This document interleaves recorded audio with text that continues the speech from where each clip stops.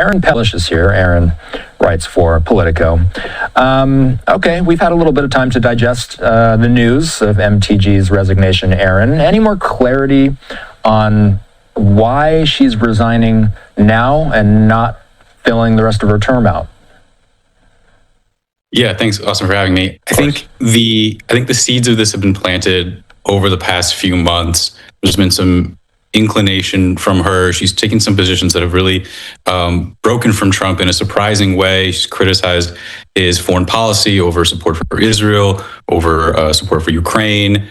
During the shutdown, she was one of the only Republicans to agree with Democrats that Congress should extend Obamacare subsidies. She called for the elimination of H-1B skilled worker visa, something that Trump supports, or something that Trump is a big proponent of those visas. But obviously, as I'm sure you've been talking about recently, the big break was around the Epstein document release. Now let's talk about what just went down on Capitol Hill, because it's pretty unbelievable. We're looking at more than 120 members of Congress. Yes, you heard me right. Over 120 House members who have basically united to tell Donald Trump to just resign. No impeachment. Just step down and walk away.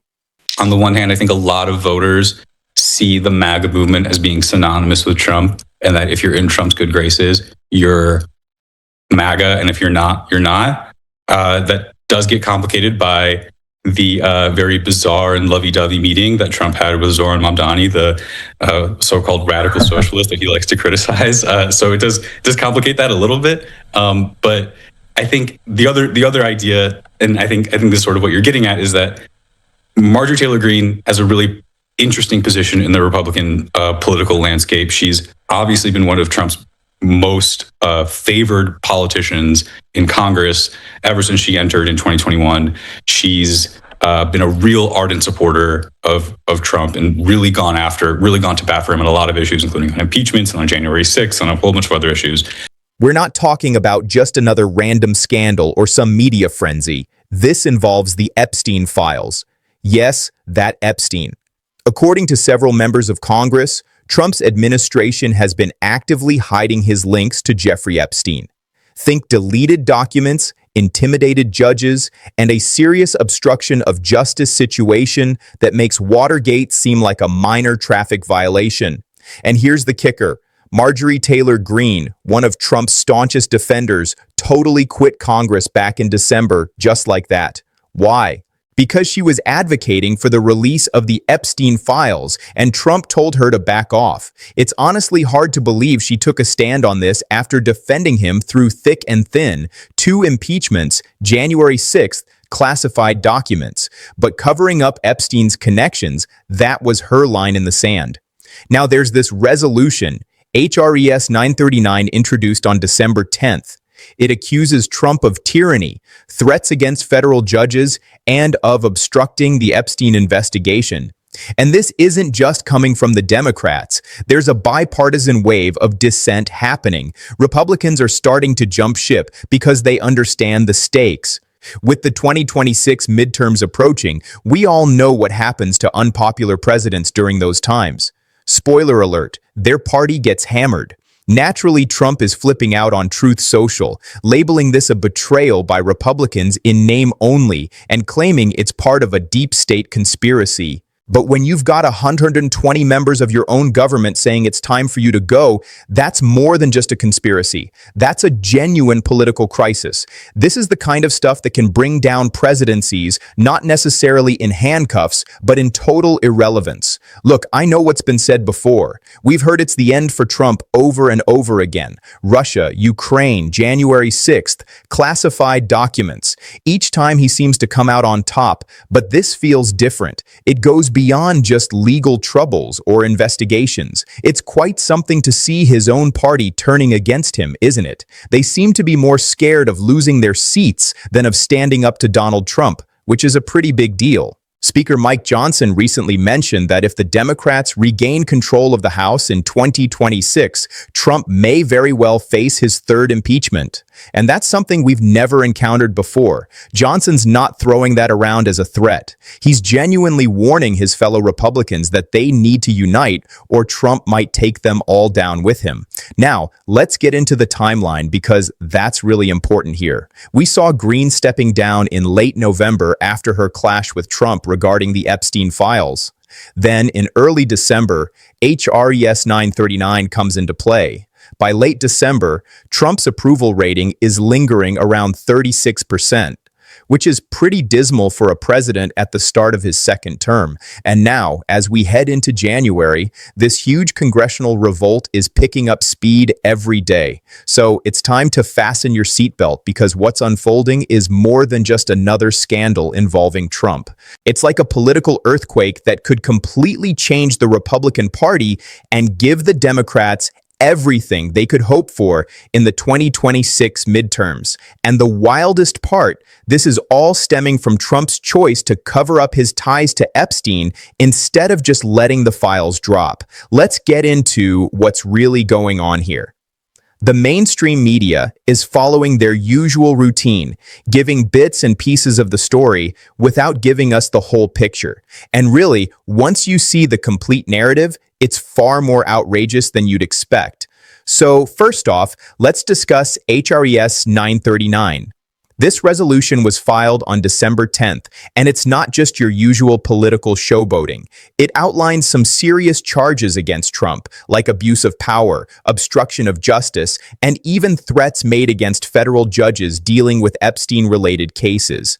Plus, there's the allegation that he actively tried to delete documents showing his ties to Jeffrey Epstein. We're not talking about vague claims here. These are detailed, documented accusations complete with sources and timelines. What a lot of folks are missing is this resolution isn't calling for impeachment. It's asking for resignation. That's a pretty important distinction. Impeachment is a lengthy, complicated process that requires a Senate trial and a two-thirds vote to convict, which is nearly impossible with the current setup. So, here's the deal with Congress right now. When over 100 members are publicly calling for someone to resign, it really sends a loud and clear message. It shows that while they might not have the votes to remove you legally, they're definitely saying they don't have faith in your leadership anymore. And that's where Pam Bondi, who happened to be Trump's attorney general, comes into play. She's become a key figure in this whole mess because her department allegedly deleted important files linked to Trump and Epstein. We're not just talking about a few minor papers. This could be crucial evidence that reveals either Trump's involvement or knowledge of Epstein's activities. It gets dark when you hear reports that career officials at the Department of Justice tried to save these files only to be transferred, fired, or told to back off entirely. If these claims are true, it paints a picture of a sitting president potentially using the justice system to cover up crimes. That's a classic case of obstruction reminiscent of the Watergate scandal that got Nixon into big trouble. Now, let's take a moment to consider Marjorie Taylor Greene. She's been one of Trump's staunch defenders for a long time, backing him when others wouldn't, promoting conspiracy theories and standing by him through both impeachments and after January 6th. But things took a turn in November when she started insisting that Trump release all the Epstein files. She was vocal about needing transparency, tweeting and discussing in interviews about how the public deserved the truth. However, Trump didn't take kindly to her pressure. He reportedly threatened her, warned her about possible political consequences, and made it clear that if she kept pushing, her career could be in jeopardy. So, what did she do? She stepped down from Congress in late November, claiming she couldn't just sit by and watch evidence get destroyed. That's huge. A key ally of Trump's deciding to walk away because even she couldn't support what was going on. And it raises questions about why Trump would go to such lengths to hide those files. We might not know all the specifics since the files are gone, but the history between Trump and Epstein is well documented. There are plenty of photos showing their friendship over the years. So there's been a lot of chatter about Trump and Epstein lately. We all know about Trump having praised Epstein at some point, and those flight logs that show him on Epstein's plane. That's not anything new. But what's catching attention now is some specific evidence suggesting Trump might have known about Epstein's shady activities, or worse, that he might have played a role in them. Now, I'm not saying Trump is definitively guilty of anything criminal related to Epstein, and I don't have that kind of evidence. What I do find telling is his behavior.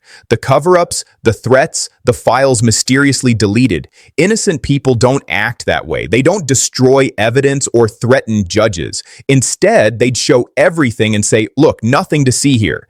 And let's talk about this big congressional upheaval that's brewing. It's not just Democrats getting loud either. Some Republicans are starting to break away, realizing their position is precarious. History has a pretty clear playbook for midterm elections. The president's party usually takes a hit. Right now, with Trump's approval rating sitting at a mere 36%, these losses can be pretty harsh. Remember back to 2018, Trump's first midterm where Republicans lost 40 House seats, or 2010 when Democrats faced backlash over the Affordable Care Act and lost 63 House seats. There's also 2006 with Bush knee-deep in the Iraq war mess when Republicans lost 31 seats across the board. The trend is obvious and GOP members know it well. They understand that sticking with Trump during this Epstein scandal might lead them to an electoral disaster in 2026. So when Speaker Mike Johnson raises concerns about a potential third impeachment, it's not just out of thin air. He's looking at the polls and the historical trends.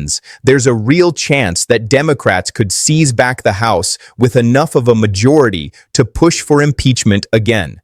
And who knows, if the Democrats snag enough Senate seats, they might have the votes to convict. That would be something, making Trump the first president in history to be removed from office through impeachment. As for Trump's reaction, it's pretty much what you'd expect. He's on Truth Social calling everyone rhinos and claiming this is all some deep state conspiracy. He's insisting that the Epstein files are fake news and that he barely knew the man, which is pretty funny considering the evidence showing otherwise. So, Trump's support is kind of crumbling lately. For years, he's had this uncanny knack for steering the Republican Party with his strong personality and the loyalty of his followers. But losing a figure like Marjorie Taylor Greene is a big deal.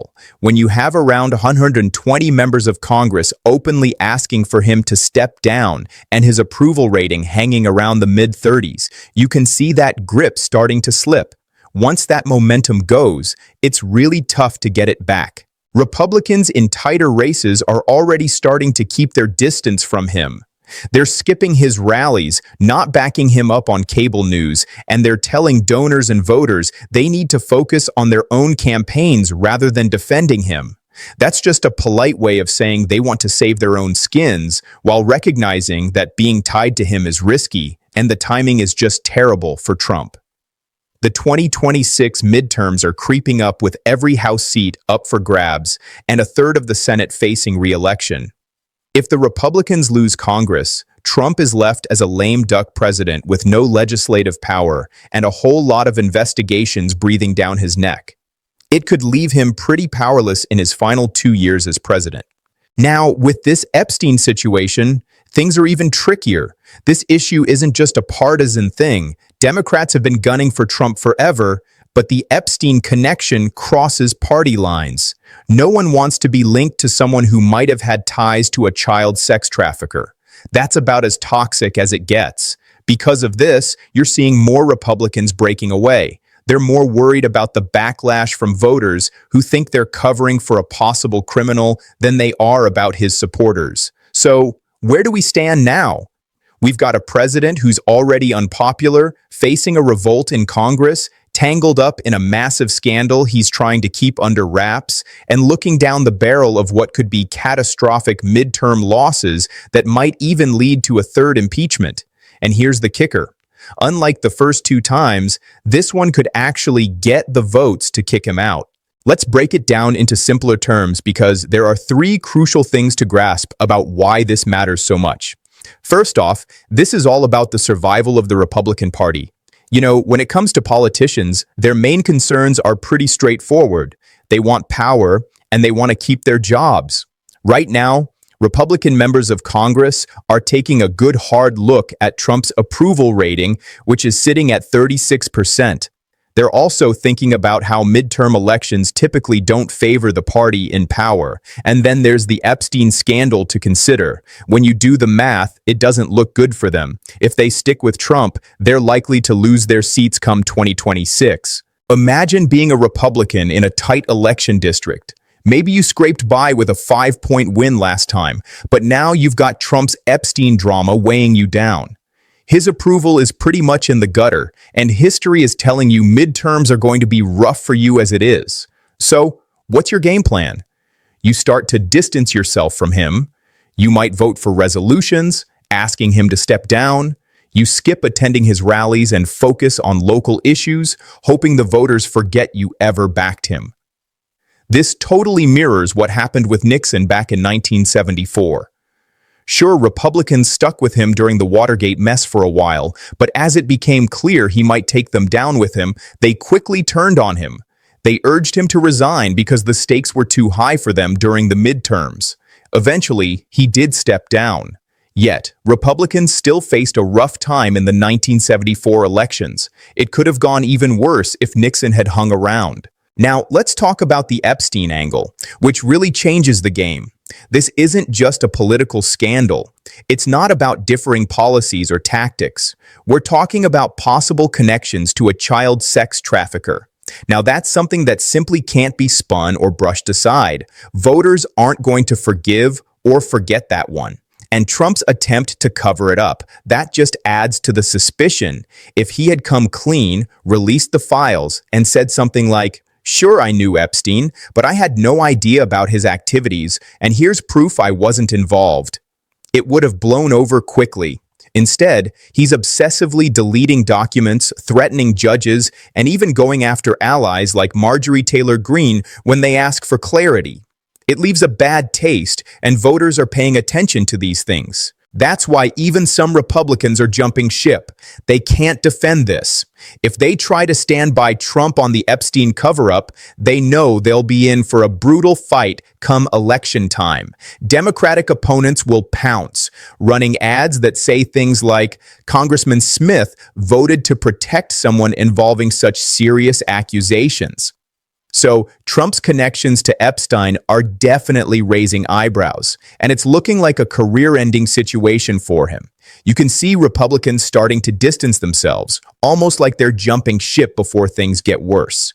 The third impeachment warning from Mike Johnson is more serious than it sounds. If Democrats manage to claim the House again in 2026, which is pretty likely based on past elections, they're going to go for another impeachment. No doubt about it. If they manage to pick up enough seats in the Senate too, they might have the votes to actually convict him this time around. Now, if Trump ends up being impeached and removed from office, things could get wild. J.D. Vance would step in as president, and you can bet Trump's supporters would be outraged. They'll start shouting about it being a coup, protesting left and right, and Trump would be nonstop on Truth Social, claiming the whole thing is rigged and calling for resistance. We could end up in a situation like January 6th, but potentially even more chaotic. Even if the Democrats failed to convict in the Senate, just having Trump impeached 3 times would be a historical first, marking him as the most scandal-ridden president in American history.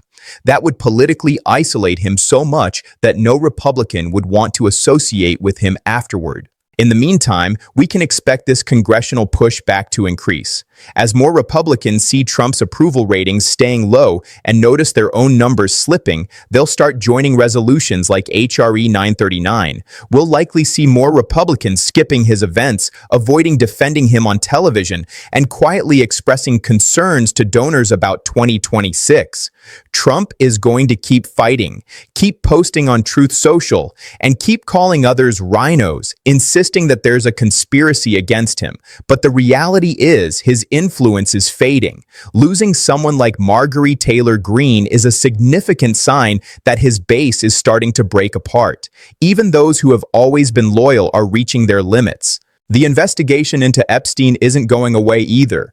House committees will still be at it, subpoenaing documents and calling witnesses, digging deeper into what happened with those erased files. If they manage to find proof that Trump or his administration destroyed evidence tied to any criminal acts, he could find himself in an entirely new level of legal trouble. It's pretty wild to think about how Trump's situation is unfolding right now.